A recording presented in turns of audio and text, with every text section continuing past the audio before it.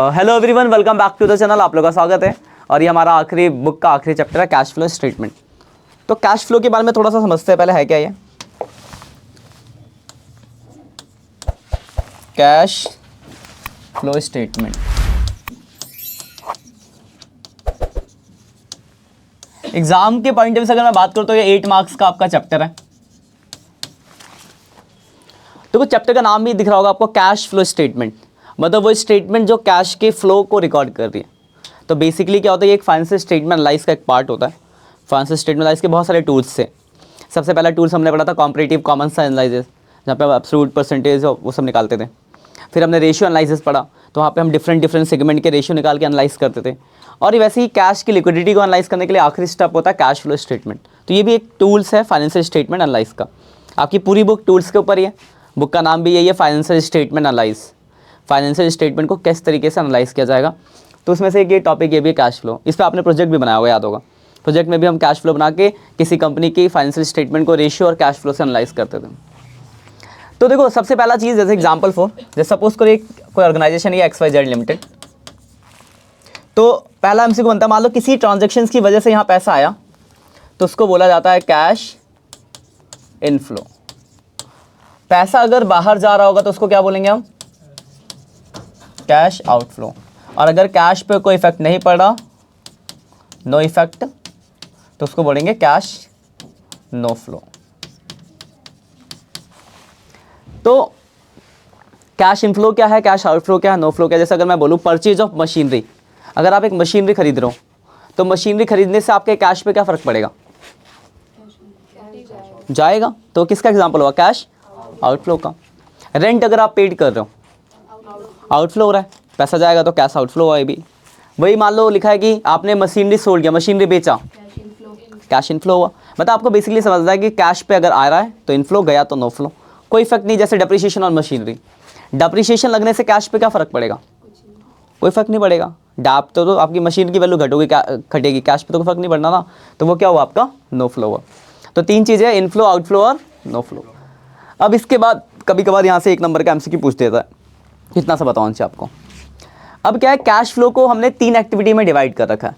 Cash flow में 3 activity कौन कौन सी है।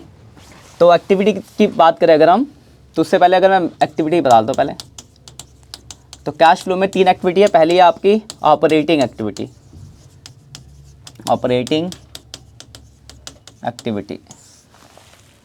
दूसरी है आपकी इन्वेस्टिंग एक्टिविटी,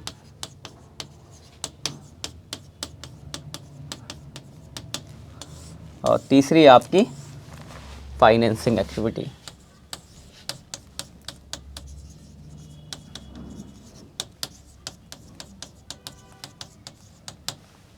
फाइनेंसिंग एक्टिविटी। तो आपसे कुछ नहीं पूछ सकता है, ये बेसिकली बेसिक फॉर्मेट का सबसे प्राइमरी काम है कि आपको ये पता होना चाहिए कि कौन सी एक्टिविटी में आएगी चीज़ें, क्या ऑपरेटिंग में आएगा, क्या इन्वेस्टिंग में आएगा, क्या फाइनेंसिंग में आएगा। तो पहले हम इनसे स्टार्ट करते हैं, इन्वेस्टिंग और फाइनेंसिंग से। इन्वेस्टिंग वर्ड बना है इन्वेस्टमेंट, इन्वेस्टमेंट से बड़ा है इन्वेस्टिंग। तो इन्वेस्टमेंट से रिलेटेड जो भी बातें होती है वो इन्वेस्टिंग में होती है।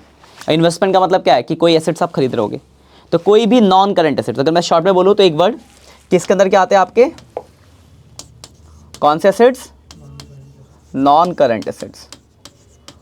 तो मतलब इसका अगर बोलूँ तो क्या है, purchase and sale of fix assets and non current investment.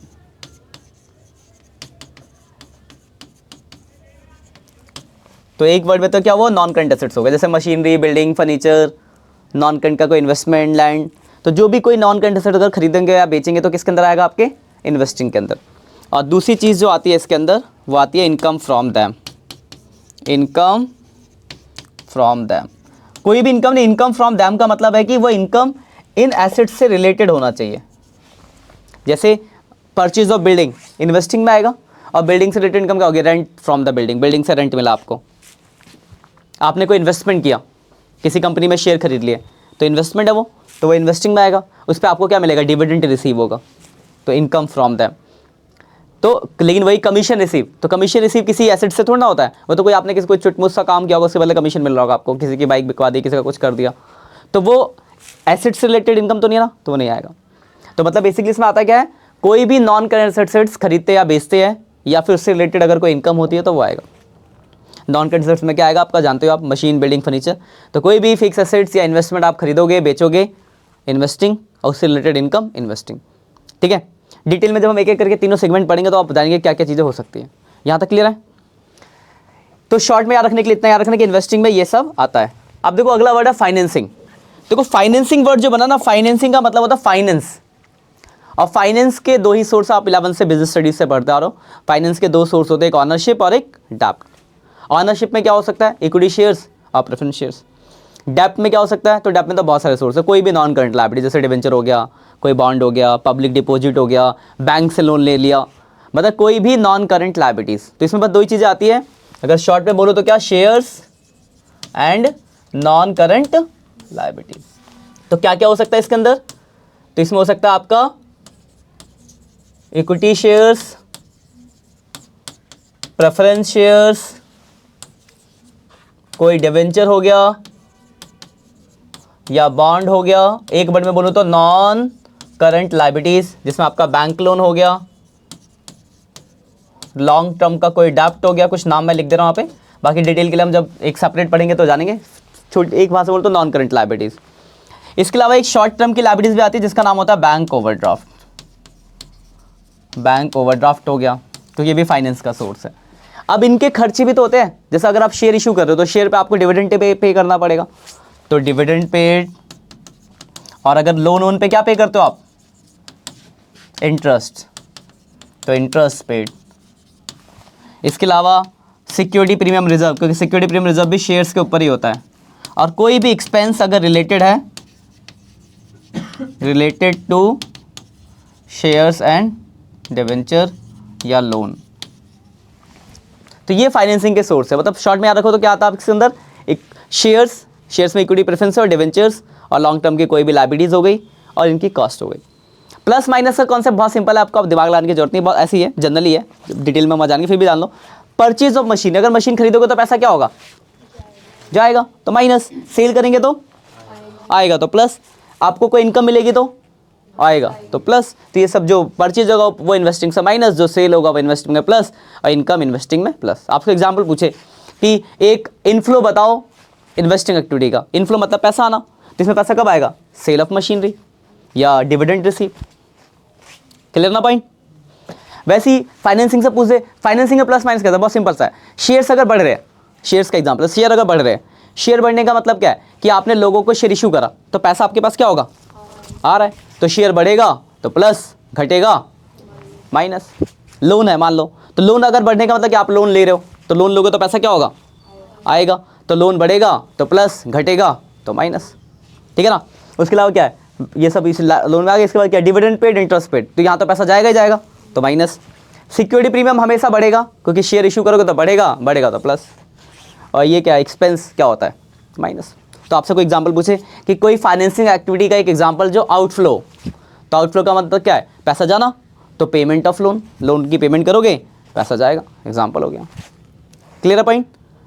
इसके अलावा जो बच जाता है, जो भी इनके अलावा जो बच गया वो किसके अंदर आएगा, ऑपरेटिंग में। ऑपरेटिंग में आता है other than investing activity and financing activity. इसके अलावा क्या बच गया, जैसे मैं बोलूं परचेज ऑफ गुड्स, कहीं लिखा है परचेज ऑफ गुड्स, इसमें आएगा। कमीशन पेड कहीं लिखा है, इसमें आएगा। बैड डेब्ट्स कहीं लिखा है, लेकिन बैड डेब्ट्स में तो कैश का कोई फर्क नहीं पड़ता, तो आना नहीं है। मतलब बेसिकली क्या, वो ट्रांजैक्शंस कैश वाली जो इनमें नहीं आती वो सब कहाँ जाएगी, ऑपरेटिंग। यहाँ तक क्लियर है बात? अब देखो कैश फ्लो बनाना बहुत आसान होता, लेकिन उस पर लेकिन पे आते हैं। कैश फ्लो बनाने के दो मेथड है, एक आपका डायरेक्ट मेथड और दूसरा इनडायरेक्ट मेथड। और आपको ये इनडायरेक्ट मेथड ही सीखना है, इसलिए बुद्धि ज़्यादा लगानी है थोड़ी सी। देखो डायरेक्ट मेथड का मतलब ये होता है कि आपके क्वेश्चन में कैश बुक दिया होता, तो देखो एक बात बताओ, अगर आपको कैश बुक दिया होता, कैश बुक देने का मतलब क्या है कि आपको कैश का सारा हिसाब किताब दिया है, ये रहा फॉर्मेट, ये आता है इन्वेस्टिंग में, ये आता है मतलब ये आता है इन्वेस्टिंग में, ये आता है फाइनेंसिंग में। इसके अलावा जो बच गया वो किसको मैं भेज देता, उसको ऑपरेटिंग में। हो गया क्वेश्चन, कोई दिक्कत होती क्या? लेकिन आपके जो क्वेश्चन है वो डायरेक्ट मेथड से ना आके कौन से मेथड से आएगा, इनडायरेक्ट। इनडायरेक्ट मेथड का मतलब क्या है कि आपके क्वेश्चन में या तो एक प्रॉफिट एंड लॉस अकाउंट, मतलब जिसको हम स्टेटमेंट ऑफ P&L कहते हैं, और 2 बैलेंस शीट दी होगी 2 साल की, या फिर 2 साल की बैलेंस शीट दी होगी। इस 2 तरीके के क्वेश्चन के पैटर्न है। तो एक बात बताओ, अगर मैं आपको 2 साल की बैलेंस शीट दे दूं तो क्या बैलेंस शीट में आपको दिख रहा है कितना पैसा आया कितना पैसा गया? बैलेंस शीट से दिखेगा आपको? कैसे दिखेगा? बैलेंस शीट में तो ओपनिंग क्लोजिंग होता है, मशीन का, रेंट का, फर्नीचर का, आपको तो नहीं पता चलेगा ना कौन सा कितना बढ़ा कितना घटा। तो वो सब चीज़ें आपको अलग से निकालनी पड़ेगी, इसलिए इस मेथड का नाम क्या है? इनडायरेक्ट मेथड है। तो यहाँ पर आपको कैश का रिकॉर्ड नहीं पता तो आप इनडायरेक्ट तरीके से फॉर्मेट यूज़ करोगे तो इनडायरेक्ट मेथड लगेगा, तो आपको मेहनत करनी पड़ेगी। तो मेहनत कहाँ कहाँ करनी है? देखो यहाँ तो मेहनत करने की कोई जरूरत नहीं है, शेयर्स में तो सीधा शेयर लोन तो सीधे बढ़ रहा होगा घटा होगा निकल जाएगा। यहाँ पे एसेट्स वर्सेस का परचेज सेल दिया होता है क्या मशीन बैलेंस शीट के अंदर? कभी देखा आपने बैलेंस शीट में लिखा परचेज ऑफ मशीनरी? वहाँ ओपनिंग और क्लोजिंग दिया होता है कि साल के शुरू में इतना था, एंड में इतना था। तो इन इन्वेस्टिंग को बनाने के लिए आपको इनके अकाउंट बनाने सीखने पड़ेंगे जहाँ से आप परचेज सेल निकालोगे। तो यहाँ पे आपको मेहनत करनी पड़ेगी। एक तो यहाँ नहीं करना, यहाँ तो शेयर बढ़ रहा है तो सीधी सी बात है इशू करा होगा प्लस हो जाएगा, लोन बढ़ रहा है तो हमने लिया होगा प्लस हो गया, घट गया तो पेमेंट हुई है माइनस हो गया। तो यहाँ पे आपको मेहनत नहीं करनी, यहाँ पे अकाउंट बनाने के लिए मेहनत करनी पड़ेगी। हम सीखेंगे अकाउंट, तो पहले हमें बेसिक चीज़ें सीखनी है। उसके बाद सबसे ज़्यादा मेहनत आपको ऑपरेटिंग में करनी पड़ेगी। ऑपरेटिंग के जो ऑपरेटिंग का मतलब होता है बिजनेस के ऑपरेशनल खर्चे। ऑपरेटिंग मतलब क्या? देखो इनके अलावा जो बच गया वो क्या होता है? बिजनेस के ऑपरेशनल एक्सपेंस। Operational expense. तो एक बात बताओ, कभी आपने देखा कि कोई भी ऑपरेशनल एक्सपेंस हम इसमें लिखे क्या कहते हैं बैलेंस शीट में? वो सब तो पीएनएल में चला जाता है और कैश बुक में चला जाता है, कैश में घटा घुटा दिया जाता है, मतलब इसके कोई भी खर्चे आपको दिए ही नहीं होते जल्दी। तो इसलिए आपको एक ऑपरेटिंग का इनडायरेक्ट फॉर्मेट बनाना पड़ता है चीज़ों को निकालने के लिए, ठीक है? तो उसके लिए हम देखेंगे कैसे निकालेंगे। तो आपको एक नया फॉर्मेट यहाँ पे बस एक बड़ा सा फॉर्मेट याद करना पड़ेगा ऑपरेटिंग एक्टिविटी का। इन्वेस्टिंग के लिए आपको देखो यहाँ पे क्या है, क्या क्या सीखना होगा आपको क्वेश्चन करने से पहले। फाइनेंसिंग तो क्लियर हो गया, इतने से ही हो जाएगा, कोई दिक्कत नहीं आएगी। इन्वेस्टिंग के लिए आपको कुछ एसेट्स के अकाउंट सीखने पड़ेंगे, जब हम पढ़ेंगे तो सीखेंगे। और ऑपरेटिंग के लिए आपको थोड़ा सा फॉर्मेट जानना पड़ेगा। ऑपरेटिंग का सबसे मेन फॉर्मेट वही है जो बड़ा सा फॉर्मेट है। अब वो फॉर्मेट किस तरीके का है तो आज हम फॉर्मेट तक ही डिस्कस करेंगे, फिर क्वेश्चन फिर हम अगली क्लास से कैरी ऑन करेंगे। तो यहाँ तक क्लियर है? ये बेसिक चीज़ें क्लियर ना आपकी? सबसे पहले ये चीज़ ये क्लियर है यहाँ तक? अब हम आते हैं ऑपरेटिंग के फॉर्मेट पे, कैश फ्लो फ्रॉम ऑपरेटिंग। और इसका ये फॉर्मेट के उसका मैं आपको रीजन भी दूंगा, ठीक है ना? ऐसे नहीं कि आपको याद सिर्फ रट लेना, cash flow from operating activity.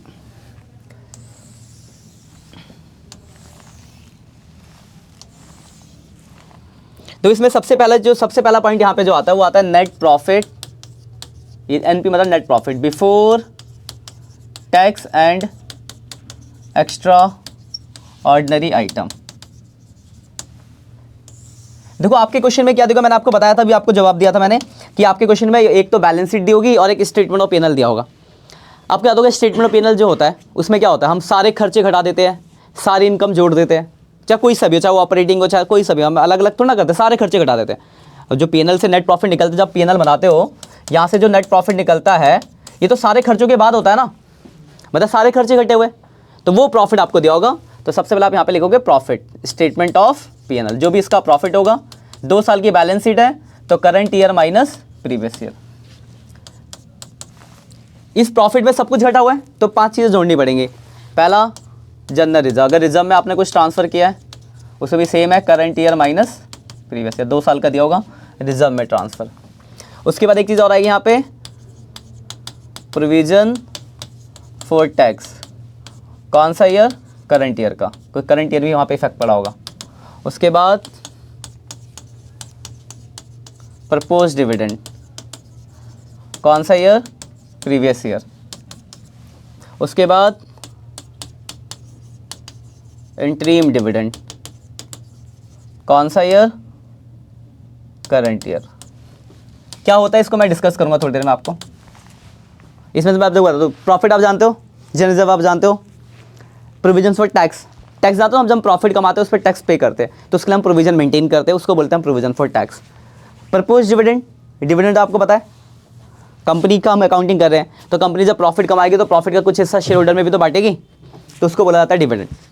उसको बांटने के 2 तरीके होते हैं, एक तो कंपनी का होती है इस साल कंपनी प्रॉफिट कमाएगी, साल के एंड पे प्रॉफिट पता चलेगा और एंड पे प्रॉफिट निकला तो अब प्रॉफिट कमाने के बाद अगले साल सबको बांटना चालू करेगी, इसलिए हमने प्रीवियस ईयर का लिया। कभी कभार कंपनी क्या करती है ना, कभी ये तो हमेशा होता है। इंटरिम डिविडेंड का मतलब क्या है, कभी कभार कंपनी क्या करती है बीच में ज़्यादा प्रॉफिट हो रहा है तो कंपनी ने क्या किया, साल के बीच में ही डिविडेंड बांट दिया। तो अगर ड्यूरिंग द ईयर हम कोई डिविडेंड बांट देते हैं तो उसको बोला जाता है इंटरिम डिविडेंड। तो ये 5 चीज़ें को जोड़ के क्या आता है आपका net profit before tax and extraordinary item. क्योंकि आफ्टर था, हमें ये नेट प्रॉफिट जो होता है वो सब कुछ घटाने के बाद होता है, तो इन 5 चीज़ों को जोड़ेंगे तो बिफोर पे पहुंच जाएंगे। अब देखो, अब ध्यान समझना, इसके बाद जो सेकंड स्टेप में जो ऐड होता है, अब क्यों ऐड होता है वो भी समझना। इसके बाद हम ऐड करते हैं, इसमें ऐड आइटम होता है, ऐड आइटम लिख सकते हो, non cash non operating expenses हम ऐड करते हैं। अब इसके पीछे का लॉजिक समझना क्यों ऐड हुआ। एक बात बताओ, अगर आप ऑपरेटिंग बना रहे हो, हम क्या बना रहे हो, ऑपरेटिंग बना रहे हो, तो हमें कौन से खर्चे घटाने चाहिए थे, सिर्फ ऑपरेटिंग, ये घटाने चाहिए था।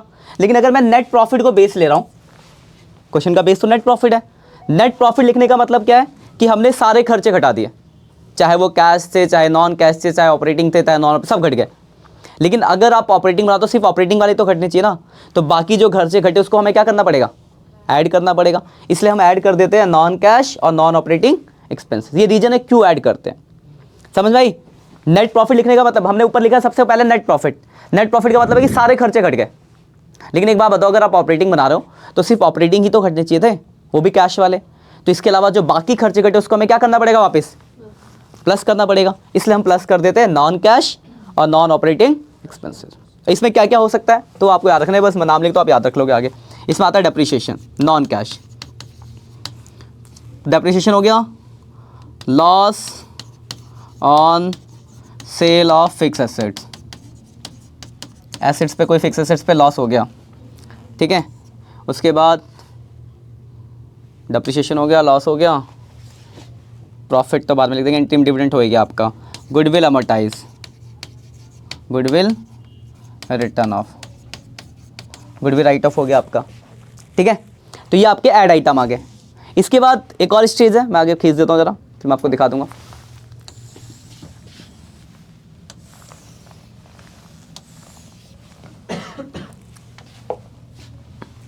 जैसे हमने ये करा, इसके नीचे कंटिन्यू चलता रहेगा। जैसे हमने ऐड करा आइटम को, क्या करा हमने, एक्सपेंसेस को ऐड किया, तो प्रॉफिट को क्या करना पड़ेगा आपको, माइनस। तो फिर हम लेस करेंगे non cash non operating income, ये तीसरा स्टेज है। इसी के नीचे कंटिन्यू होगा। इसमें क्या क्या आएगा, जो भी इनकम होगी, जैसे profit on sale of assets, profit on sale of assets, appreciation, ये तो जल्दी मिलेगा नहीं आपको। अप्रिशिएशन का मतलब होता है एसेट्स की वैल्यू बढ़ जाना, बहुत रेयरली होगा। उसके बाद आपका डिविडेंड रिसीव, इंटरेस्ट रिसीव, ठीक है, ETC। यहाँ तक प्लस माइनस जब आप करोगे, यहाँ तक प्लस माइनस जब कर दोगे आप, मतलब क्या क्या, ये 3 स्टेज। पहला क्या, net profit before tax and extra. एक नंबर में आ जाता अलग से भी कि आपसे भी ये पूछे कि net profit before tax and extraordinary item, तो इसमें ये 5 चीज़ें हैं। तो ये प्लस ये और माइनस ये, यहाँ तक प्लस माइनस करने के बाद जो आपका निकलता है वो निकलता है आपका net profit before working capital change. यहां तक प्लस माइनस करने के बाद क्या निकलेगा आपका, net profit before working capital change. Working capital के बाद 2 चीजों की एडजस्टमेंट होती है, करंट एसेट्स और करंट लायबिलिटीज की। तो रूल क्या, सीधा सा रूल है, याद रखना इसको। प्लस होता है इंक्रीज इन करंट लायबिलिटीज और डिक्रीज इन करंट एसेट्स। मतलब करंट लायबिलिटीज बढ़ेगी तो प्लस, और करंट एसेट अगर घटेगा तो प्लस, और माइनस होगा डिक्रीज इन करंट लायबिलिटीज और इंक्रीज इन करंट एसेट्स, ठीक है। और लास्ट में एक चीज़ आएगी, income tax paid, income tax paid. यहाँ तक प्लस माइनस करेंगे तो आपका निकलेगा cash flow from operating activity, ठीक है। तो देखो 4 स्टेज आपकी, बुक है किसी पे, बुक दिखाओ जरा। तो इसमें 4 स्टेज है आपकी। पहला स्टेज है आपका net profit before tax extraordinary item, जिसमें ये 5 चीज़ें। फिर उसके बाद दूसरा स्टेज है नेट प्रॉफिट बिफोर क्या कहते हैं, नॉन कैश एक्सपेंसेस। ये रीजन समझा क्यों प्लस कर रहे हैं, ये प्लस क्यों हो रहा है, इसको हम प्लस क्यों कर रहे हैं, को बताएगा, बोलो।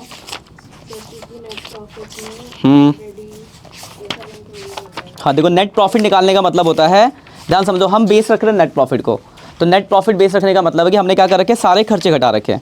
लेकिन एक बात बताओ, अगर आप ऑपरेटिंग बना रहे हो तो आपके सिर्फ कौन से खर्चे घटने चाहिए थे? ऑपरेटिंग। तो बाकी जो खर्चे घटे अगर मैं उसको जोड़ दूँ तो मैं ऑपरेटिंग पे पहुँच जाऊँगा, इसलिए इसको प्लस कर रहे हैं। वही इसी का सेम रूल यहाँ लग रहा है, ये माइनस क्यों हो रहा है? फॉर्मेट है इसमें, हाँ सेम उसका अपोजिट लग गया। इनकम आपकी ऐड हुई है तो माइनस कर देंगे। फॉर्मेट तो है नहीं आपके बुक, होगा तो कहीं देख लेते ज़रा। पेज नंबर कितना है बताओ? ये रहा, ठीक है ठीक है, ये रहा। और कुछ नए वर्ड दिख रहे हैं, मैं ऐड कर देता हूँ ज़रा, इसमें है तो इनकम, डिविडेंड, प्रॉफिट सब हो गया, और कुछ भी नहीं है। लॉस लिखवा दिया मैंने आपको, हाँ ठीक है ठीक है। तो ये है आपका पैटर्न है, ज़्यादा डिटेल में नहीं जाना, इतनी चीज़ याद रखनी है आपको, ठीक है। तो देखो याद रखना, देखो मैं एक बार शॉर्ट में रिवाइज करता हूँ आपको, फॉर्मेट याद रखने के तरीके याद रखना। पहला स्टेज ये मिल गया, पहला स्टेज ये आपका, ठीक है। पहला स्टेज है आपका net profit before tax extraordinary item, जिसमें ये 5 चीज़ें।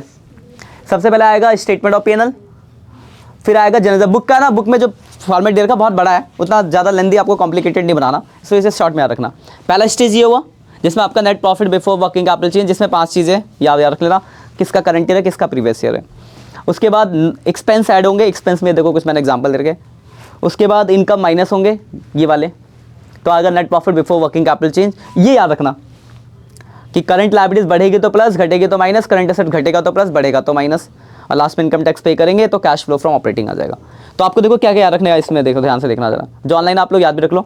पहले तो आपको ये रखना कि इन्वेस्टिंग में क्या आता है, फाइनेंसिंग में क्या आता है। जो ऑनलाइन बच्चों आप स्क्रीनशॉट ले लो, पहला पेज है, ये दूसरा पेज। तो इसमें क्या याद रखना आपको, इन्वेस्टिंग में क्या आता है और फाइनेंसिंग में याद, इतना याद करना सबसे पहला काम। इसमें शुरुआत के कुछ लेक्चर याद रखने वाले ही है। उसके बाद मेथड तो ये चलो ऐसी है। इसके बाद आपको ये फॉर्मेट याद रखना है।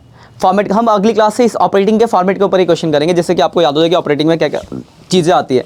तो आपका प्राइमरी काम यही है, इन्वेस्टिंग में क्या आता है, फाइनेंसिंग में क्या आता है, और ऑपरेटिंग का ये बड़ा सा जो फॉर्मेट, अगला पेज भी आप ले लो स्क्रीनशॉट, या इतना, ठीक है ना।